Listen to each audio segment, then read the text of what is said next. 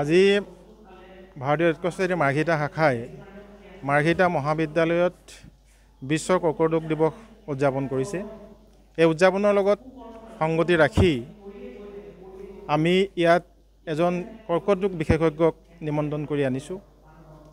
তেখেতৰ জৰিয়তে আমি মাৰ্ঘেৰিটাবাসী ৰাইজক কৰ্কট ৰোগৰ সম্পৰ্কে অৱগত কৰিবৰ বাবে কৰ্কট ৰোগৰ কাৰণ, লক্ষণ আৰু চিকিৎসা বিধি কি, কৰ্কট ৰোগ কিয় হয়, এই সম্পৰ্কে জনসাধাৰণক সজাগ আৰু সচেতন কৰি তোলাৰ মানসেৰে আমি ইয়াত কৰ্কট ৰোগৰ আজি সজাগতা সভা অনুষ্ঠিত কৰিছোঁ।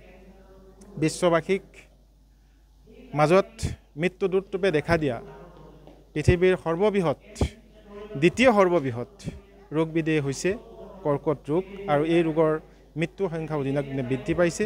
আৰু ইয়াৰ পৰিপ্ৰেক্ষিততেই আমি জনসাধাৰণক এই ৰোগবিধৰ পৰা বচাই ৰাখিবৰ বাবে বা জনসাধাৰণক এই ৰোগবিধে আক্ৰান্ত যাতে কৰিব নোৱাৰে তাৰ বাবে জনসাধাৰণক সজাগ আৰু সচেতন কৰিবৰ কাৰণে আজি আমি মাৰ্ঘেৰিটা মহাবিদ্যালয়ত এই কৰ্কট ৰোগৰ সজাগতা সভা অনুষ্ঠিত কৰিছোঁ। আৰু ইয়াত বিশেষজ্ঞ চিকিৎসক হিচাপে আছে কেঞ্চাৰ কেয়াৰ ফাউণ্ডেশ্যনৰ ডাক্তৰ ডাংকেন খনিকৰ।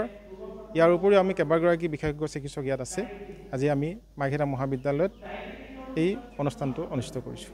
আজি ভাৰতীয় ৰেড ক্ৰছ ছ'চাইটিৰ মাৰ্ঘেৰিটা শাখাই মাৰ্ঘেৰিটা মহাবিদ্যালয়ত বিশ্ব কৰ্কট ৰোগ দিৱস উদযাপন কৰিছে। এই উদযাপনৰ লগত সংগতি ৰাখি আমি ইয়াত এজন কৰ্কট ৰোগ বিশেষজ্ঞক নিমন্ত্ৰণ কৰি আনিছোঁ।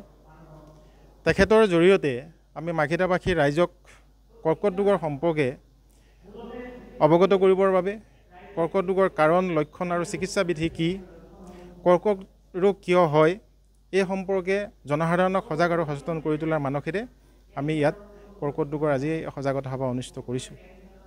বিশ্ববাসীক মাজত মৃত্যু দূতৰূপে দেখা দিয়া পৃথিৱীৰ দ্বিতীয় সৰ্ববৃহৎ ৰোগবিধেই হৈছে কৰ্কট ৰোগ, আৰু এই ৰোগৰ মৃত্যুৰ সংখ্যাও দিনক দিনে বৃদ্ধি পাইছে।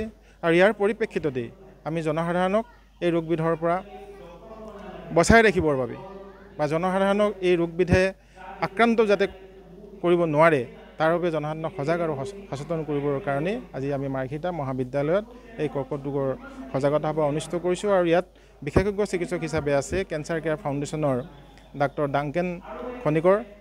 ইয়াৰ উপৰিও আমি কেইবাগৰাকী বিশেষজ্ঞ চিকিৎসক ইয়াত আছে। আজি আমি মাৰ্ঘেৰিটা মহাবিদ্যালয়ত এই অনুষ্ঠানটো অনুষ্ঠিত কৰিছোঁ। যিকোনো খবৰৰ বাবে যোগাযোগ কৰক 7099017330 লগতে 7099017110 নম্বৰত।